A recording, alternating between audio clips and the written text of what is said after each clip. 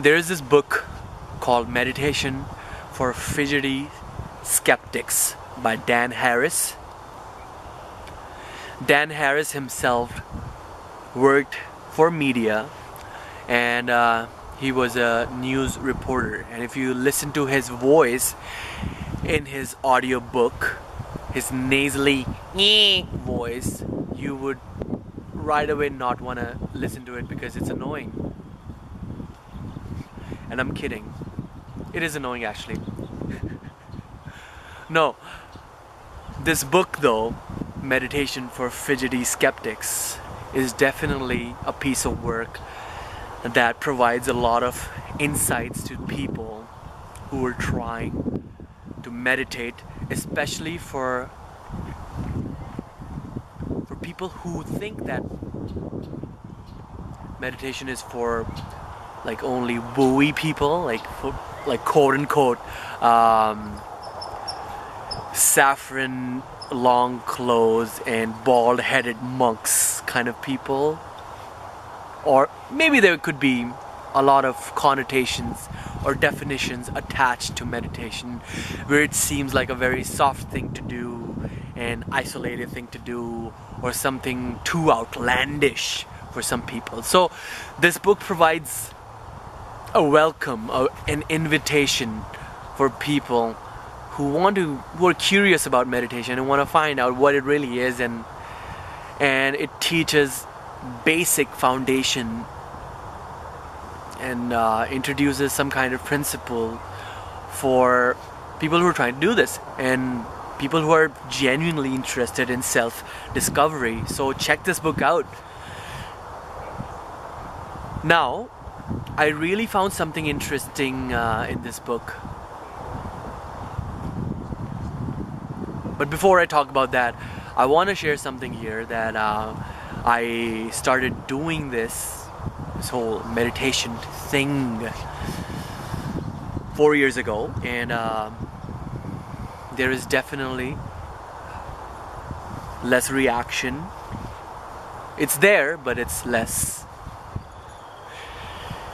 And I've stopped desiring the time when it will totally go away, because desiring is ultimately another anticipation for something that you want to happen, which means you're not accepting the present moment, right?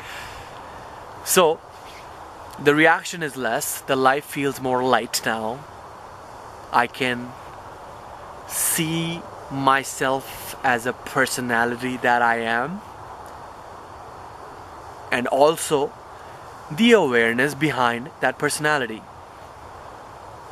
It's clear, like it's very clear. There is no exaggeration here. I'm not making a woo-woo talk or anything. It's very clear. I see myself getting drawn by this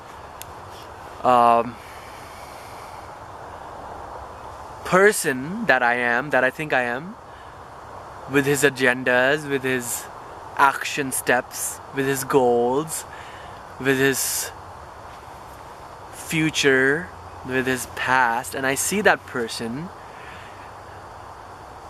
his desires, his past accomplishments. I see him as a witness, and sometimes I am him.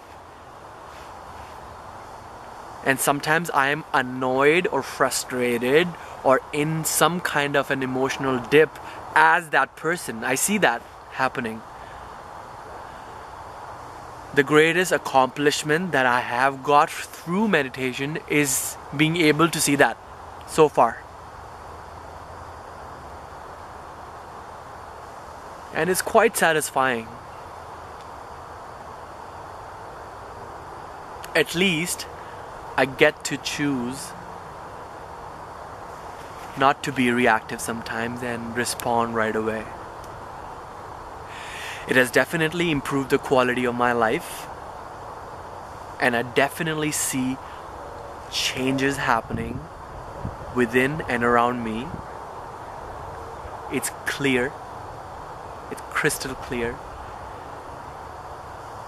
The interactions I am involved in with humans are higher quality. The energy is always up. And whenever I find myself in low energy and I find myself more identified with this person that I am, I try to keep myself away from interactions, because I would take time to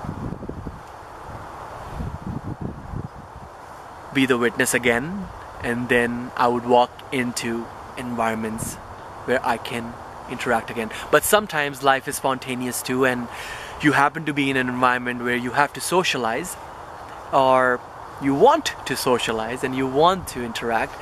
Then in that case, I just simply be, right? I'm not trying to make it a huge project or anything. However, it may seem like, because if you are a seeker, then a part of you wants the answers right away, right? There is that enthusiasm, there is that excitement about the answer. Like, I want to know the answer. What are the answers? Give me the answers. What is it? What is it? What is it? What is it? Who am I? Who am I? Who am I? When is this gonna end? When is this going to end? What is this all about? What is this life? What is this mystery? What is at the end of it? What does even enlightenment mean? What is the flowering of consciousness? How can I experience that? How can I be close to that? Who should I check out? What kind of books should I read? You see this? This is the crazy person I am. And I live with this guy as a witness. It's cool. It's cool. So in this book, Meditation for Fidgety Skeptics, and if you are one of the fidgety skeptic and you accept that, then that's a great start, because there's a clear acceptance there. In this book, they mentioned a formula called RAIN, R-A-I-N. And RAIN can be used for people who are either officially meditating, keeping some time aside for themselves, and trying to cultivate more presence into their life, or it can be used by someone who don't even meditate, who's just going about their life and just enjoying their life without doing any formal meditation. So what RAIN stand for is recognizing, accepting, investigating, and non-identifying. First step is recognizing. What that really means is that if you can catch yourself amidst a reactive pattern, or if you can see yourself going off the handle and recognize whatever emotion that comes up, then that itself will throw light on the darker aspects of you, if you want to call it like that.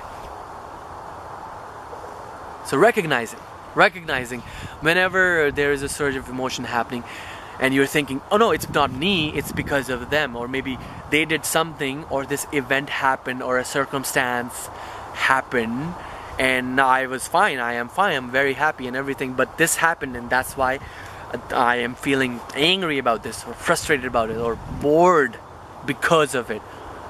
Whenever that happens, know that it is not happening outside.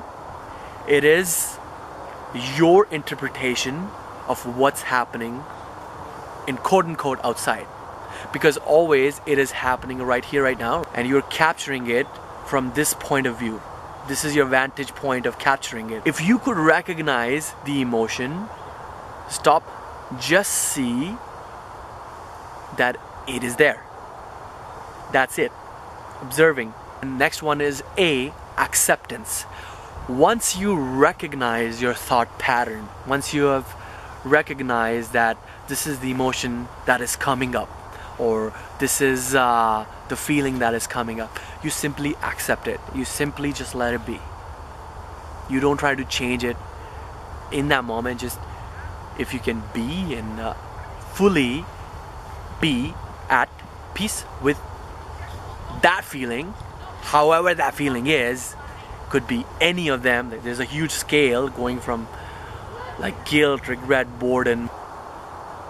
Any of them, if you can just be there and just fully accept that, that would be the next step. I investigate. So what you do in that step is that, what is it telling about you? What is it telling about not you, but your pattern that you have developed? What is it telling about you? See it. Are you a person who obsesses over future or past, or are you seeking some kind of fulfillment from external events, or maybe external excitements or pleasures or interactions? Is it that? It gives you an opportunity to investigate your emotional behaviors and patterns that have been ingrained in you for decades, right? So first step is recognize, and second one is investigate. So once you investigate, you understand that this is happening, and over again that same pattern would be obvious. You'd be able to see that, okay, I do this particular thing many times, or this particular things happen through this pattern that I'm living in. And you start seeing that, and that gives you insight about what's going on. And the last one is non-identification. Non-identification, what you do is that you do not see it as you. It is not you, it is the person you are. Hard to explain that.